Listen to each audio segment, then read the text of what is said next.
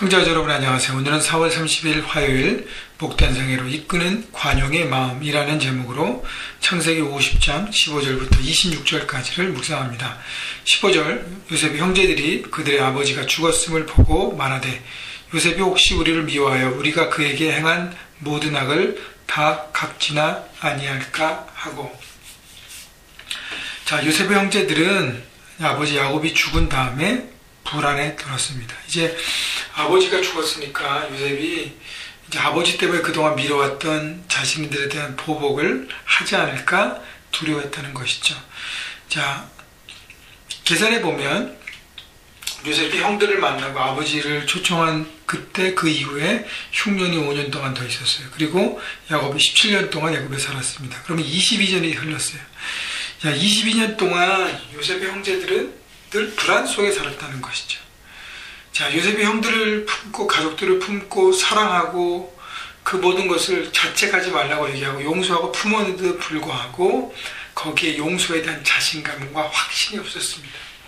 용서를 받았는데 용서를 누리지 못하는 것입니다. 여러분, 우리가 용서를 정말 받았다면 어떻게 해요? 어떻게 살아야 합니까? 그렇다고 막 가볍게 사는 것이 아니라 용서의 그 은혜를 감사하고 같은 죄를 반복하지 않고 거기에 대한 책임을 다하고 온전하게 살면 되는 것입니다.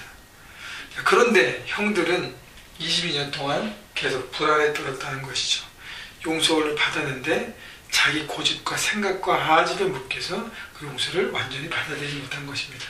자, 그러면서 16절 요셉에게 말을 전하여 이르되 당신의 아버지가 돌아가시기 전에 명령하여 이르시기를 너희는 이같이 요셉에게 이르라. 내 형들이 내게 악을 행하였을지라도 이제 바라건대 그들의 허물과 죄를 용서하라 하셨으나니 당신의 아버지 하나님의 종들인 우리 죄를 이제 용서하소서 하면 요셉이 그들이 그에게 하는 말을 들을 때 울었더라. 자, 형들은 죽은 아버지까지 동원해서 용서를 구합니다. 얼마나 급했으면 이 거짓말까지 합니까?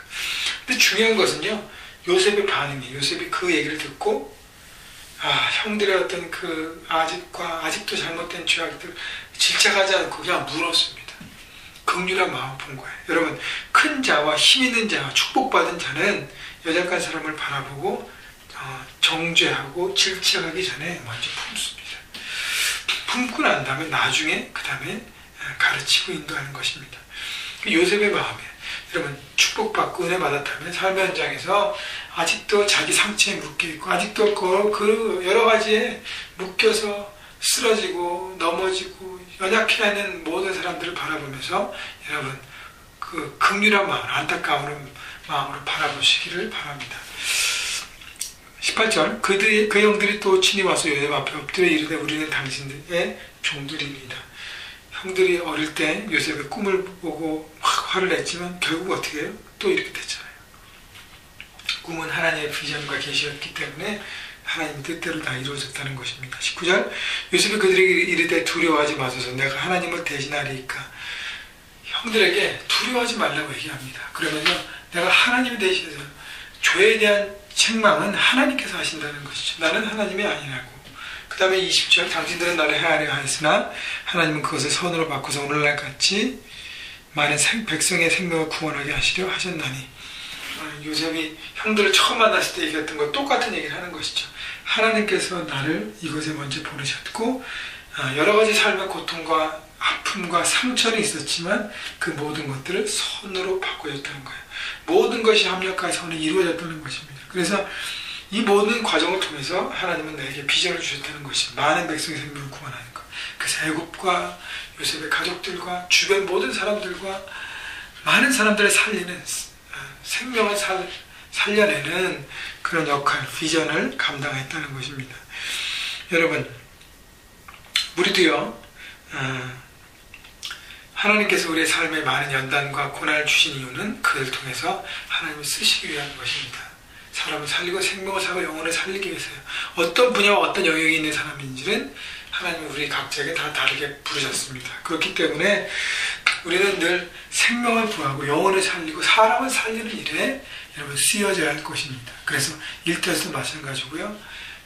가정에서도 마찬가지고 우리 심지어 교회에서도 마찬가지고 사람을 살리는 일에 그 일에 우리가 함께 들어주기를 바랍니다. 자, 21절 당신들은 두려워하지 마소서. 내가 당신들과 당신들의 자녀를 기르리이다 하고 그들을 간곡한 말로 위로하였더라.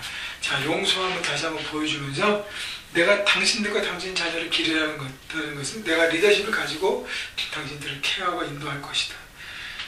당신들에 대한 책임 하나님 주셨기 때문에 먼저 사랑을 받은 자로 그 사랑을 나눌 것이다. 여러분, 이런 요셉의 멋진 모습을 통해서 하나님 요셉을 쓰셨다는 것입니다. 자, 그렇기 때문에 사랑, 섬김, 축복받은 사람의 요셉의 어떤 그런 모습들을 바라보면서 우리가 책임져야 될 부분들에 대해서 삶의 현장에서 책임을 지고 끝까지 나누는 것, 바로 하나님께서 그것을 위해서 우리에게 여러 가지를 주셨다는 것 잊지 마시기 바랍니다. 22절 요셉이 그의 아버지와 가족과 함께 애굽에 거주하며 110세를 살며 에브라임의 자손 3대를 보았으며 므낫세의 아들 마길의 아들들도 요셉의 스라에서 양육되었더라. 자, 요셉은 3대의 자손의 축복을 받고 하나님 말씀대로 조상 아브라함을 통해서 내렸던 그 언약의 축복들 확장되고 부흥되고 번성하고 그렇게 된다는 그 모든 것들을 누렸다는 것입니다. 결국 많은 자손을 품고 또 많은 자손을 얻었다는 것은 또 그것을 품고 섬겼다는 것이죠. 그래서 어떤 그 사명과 비전이 점점 확장되고 그 모든 것을 통해서 하나님의 축복을 누렸다고 얘기하는 것입니다. 24절 요셉이 그 형제들에게 이르되 나는 죽을 것이나 하나님이 당신들을 돌보시고 당신들을 이 땅에서 인도하여 내사 아브라함과 이삭과 야곱에게 맹세하신 땅에 이르게 하시리라 하고, 요셉이 마지막 유언하는데 주제는 하나님입니다. 하나님께서 우리 모든 가족들을 지키시고 보호하시고 인도하신다는 것. 그래서 영어 단어 두 가지를 보면 하나님은 케어하신다는 거예요. 당신들을 돌보신다는 것. 애굽에서 삶, 남의 나라에서 빌려 사는 거 아닙니까? 결국 그 삶 가운데 지키신다는 것. 그 다음에 이 땅에서 인도하여 내사 어떻게 해요? 조상들께 약속하셨던 가나안 땅, 약속의 땅으로 다시 옮기신다는 것. 인도하신 리드입니다. 그래서요, 우리가 하나님의 지키심을 구하고 바라보고 하나님의 은혜 가운데 살아야 할 것이고요. 또 하나는 하나님의 인도하심 믿고 순종할 때 우리 삶이 가장 최선인 걸 바라봐야 합니다. 25절 요셉이 또 이스라엘 자손에게 맹세시켜 이르기를 하나님이 반드시 당신들을 돌보시리니 당신들은 여기서 내 해골을 메고 올라가겠다 하라 하였더라. 요셉이 110세의 죽음에 그들이 그의 몸에 향재료를 넣고 애굽에서 입관하였더라. 자, 지금 내가 죽지만 내 시신을 나중에 가나안으로 들어갈 때 가져가라고 얘기합니다. 결국 나중에 430년 후에 출애굽할 때 가져갑니다. 여러분, 말씀대로 다 이루어집니다. 여러분, 그래서 하나님 말씀 소홀히 여기지 않고 존중히 여기고 말씀을 순종하고 바라볼 때 하나님 말씀으로 인해서 여러분의 삶이 윤택해지고 하나님의 복을 누릴 것입니다. 요셉의 110년의 삶을 보면서 여러분, 다른 야곱보다 아브라함보다 많은 사람보다 짧게는 살았지만 짧고 그러나 확실하게 하나님의 뜻을 이루고 조상들보다 많은 사람들에게 하나님의 사랑을 나누고 하나님의 영향력을 심고 그 모두에게 하나님을 경배하고 하나님 앞에 영광 돌리는 놀라운 인생을 살았다는 것을 여러분 기억하시고, 여러분 하나님 앞에 연단이 많으면 내 사명이 더 크구나 생각하시고 오늘도 인내하시고 하나님의 케어와 하나님의 인도하심을 날마다 구하시면서 오늘도 순종의 걸음을 걸으셔서 축복을 누리시는 여러분 모두가 되시기를 주님의 이름으로 축복합니다.